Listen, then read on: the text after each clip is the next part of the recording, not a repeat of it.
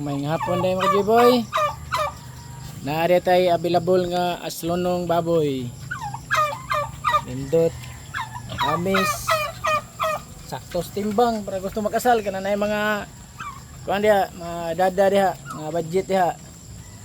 Pang birthday o sa mga laing okasyon diha. Kasal na diha na basta natay baboy.